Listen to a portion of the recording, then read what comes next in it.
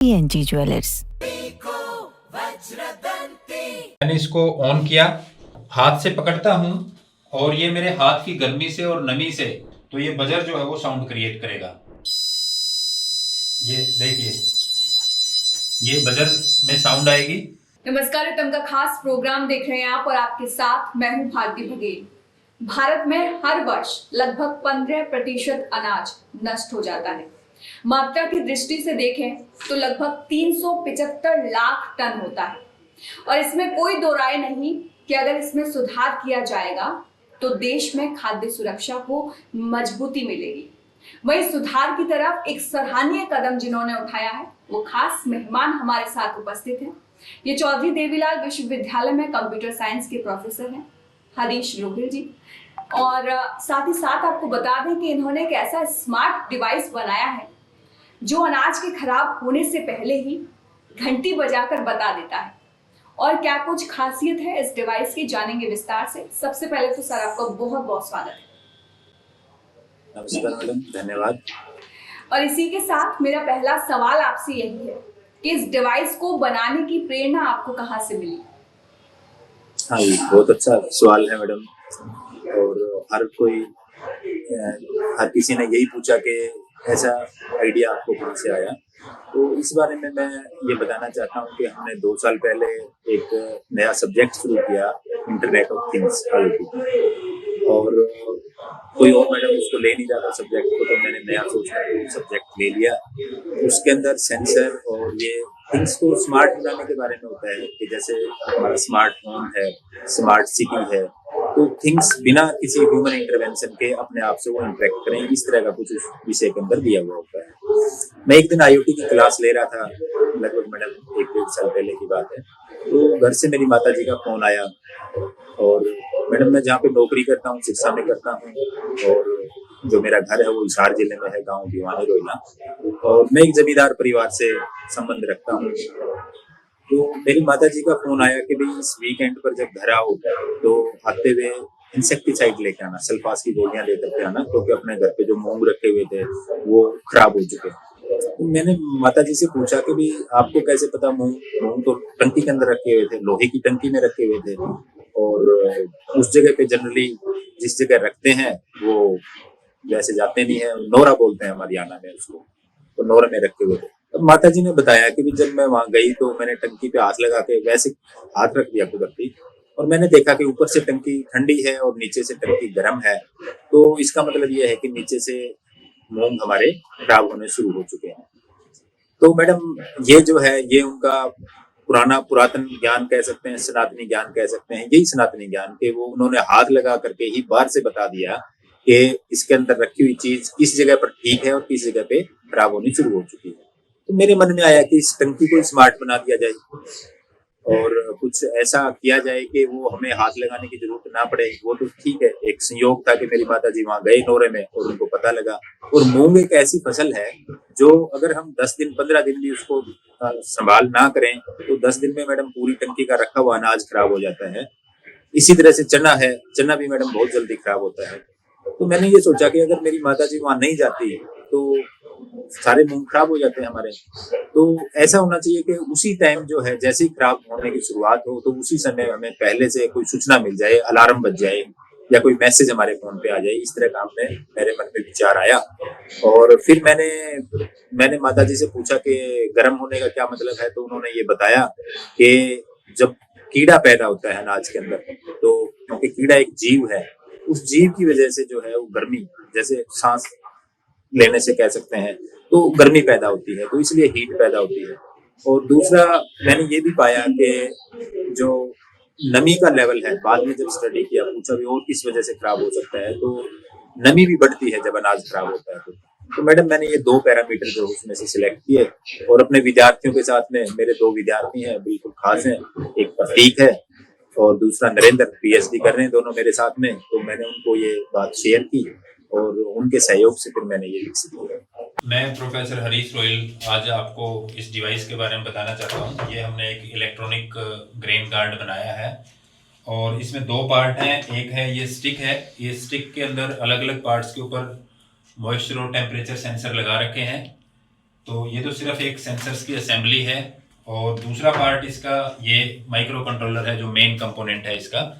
तो micro controller में हमने एक बजर लगाया है, एक ये स्विच है, और ये बैटरी पावर चेक करने के लिए है। ये अनाज के हिसाब से, जैसे जो सरसों, मूंग, सोयाबीन, मक्का, गेहूँ, जो भी अनाज स्टोर करना चाहते हैं हम, और स्टिक का जिस अनाज के लिए उपयोग करना चाहते हैं उसके हिसाब से इसको 1-2 पे हम इस तरह से सेट कर लेंगे, क्योंकि हर किसी का, हर अनाज का मॉइस्चर लेवल अलग अलग होता है।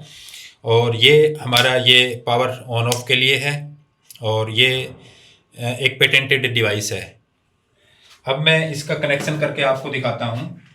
ये दो तरीके से उपयोग में लाया जा सकता है। एक है कि जब हम अनाज को स्टोर करना चाहते हैं उससे पहले ये देखना है कि ये स्टोर करने के लायक है कि नहीं, इसका मॉइस्चर लेवल जो है वो स्टोर करने के लिए उपयुक्त है या नहीं। इसके लिए हम जो हमारा अनाज का ढेर है उसमें इस स्टिक को इंसर्ट करके और माइक्रो कंट्रोलर के ऊपर हम ये चेक कर लेंगे। अभी इसमें मैंने स्क्रीन नहीं लगा रखा, स्क्रीन के ऊपर टेम्परेचर और मॉइस्चर की रीडिंग आ जाएगी, और एट प्रेजेंट ये साउंड क्रिएट करेगा अगर हमारी नमी एक पर्टिकुलर लेवल से ज़्यादा है उस अनाज के लिए तो। और दूसरा उपयोग इसका है कि जब हम इसको स्टोर करके रखते हैं तो ये टैंक के अंदर डाल देंगे। टैंक में एक छोटा सा सुराख करके इस वायर को हम बाहर निकालेंगे और माइक्रो कंट्रोलर के साथ में इसको जोड़ देंगे। और माइक्रो कंट्रोलर क्योंकि मैग्नेटिक स्ट्रिप है इसके पीछे, तो लोहे की टंकी के ऊपर कहीं भी इसको माइक्रो कंट्रोलर को चिपकाया जा सकता है। अब मैं इसका कनेक्शन करके आपको ये दिखाऊंगा कि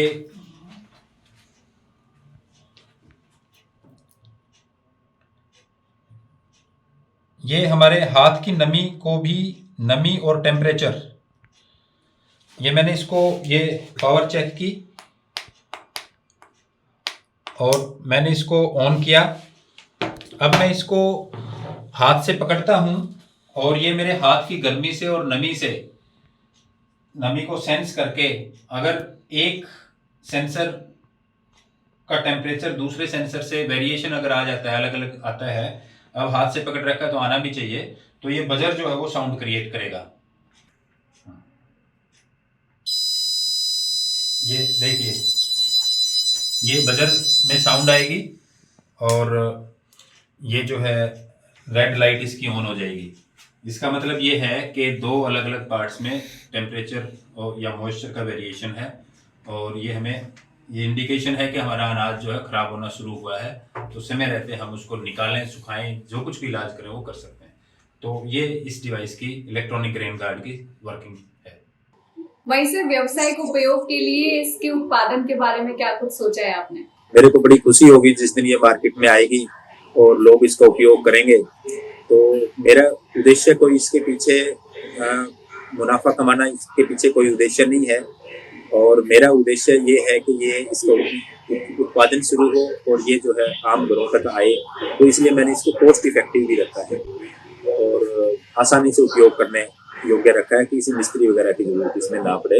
वहीं सर इस डिवाइस की बात कर लें तो मैं ये जानना चाहूंगी कि इस डिवाइस का यूज हम कहाँ कर सकते हैं? क्या इंस्टीट्यूशन लेवल पर भी हम इसका इस्तेमाल कर सकते हैं? मैडम वैसे तो ये घरेलू उपयोग के लिए है, तो जो जमींदार घर पूरे साल के लिए अनाज अपना स्टोर करके रखते हैं तो उसको इंसेक्ट से बचाना एक चुनौती होता है जमींदार के लिए। तो वैसे तो मैंने ये उस हिसाब से बनाई है, लेकिन जो छोटे व्यवसायी हैं, जो छोटे दुकानदार हैं जो स्टोर करके रखते हैं अनाज को बेचने के लिए, तो वो भी मैडम इसका उपयोग कर सकते हैं।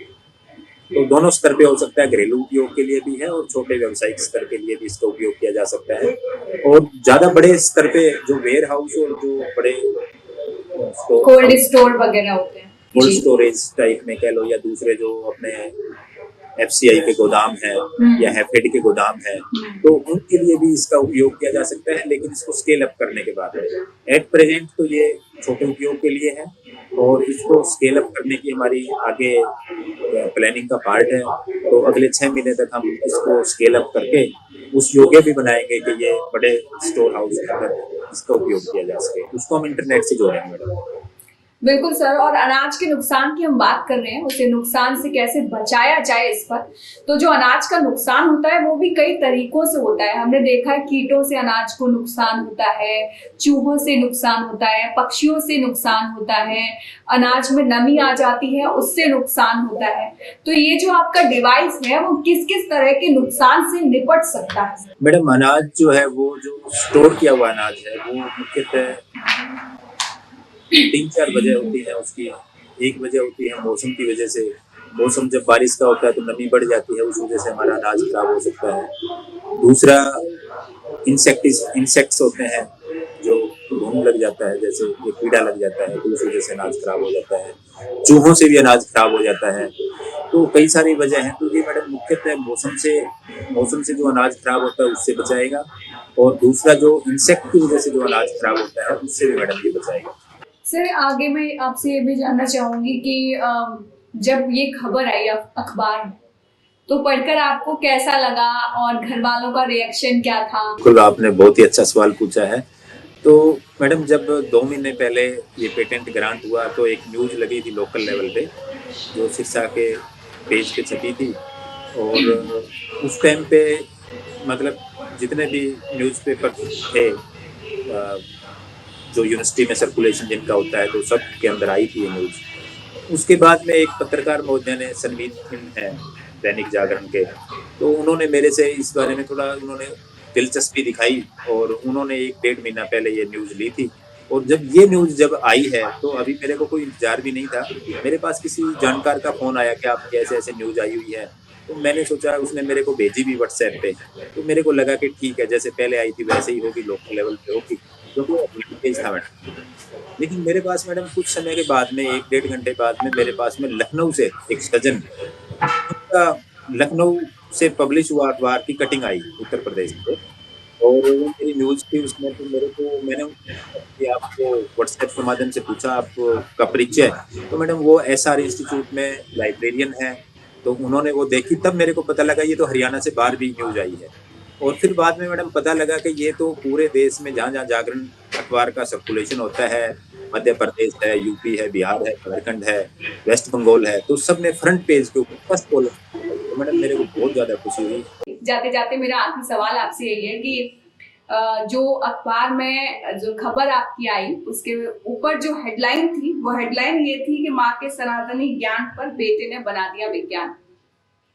तो आपका क्या कुछ कहना है सनातन और विज्ञान को लेकर? मैडम, मैं यही कहना चाहूँगा कि हमारा जो सनातन धर्म है वो पूरी तरह से विज्ञान आधारित धर्म है, और हर चीज़, धर्म से जुड़ी हुई हर चीज़ जो है वो विज्ञान आधारित है।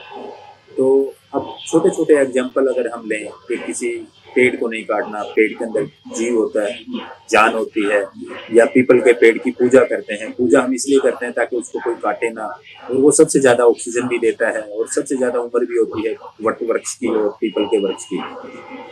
तो इस तरह से हमने जो विज्ञान के लिहाज से जो समाज के लिए ज़रूरी चीज़ें थी, तो हमारे सनातन धर्म ने उन चीज़ों को धर्म के साथ जोड़ दिया ताकि लोगों की आस्था बने और लोग उसका संरक्षण करें। और ये जो डिवाइस जो मैंने बनाई है, ये तो मैडम एक छोटा-सा नमूना मात्र है।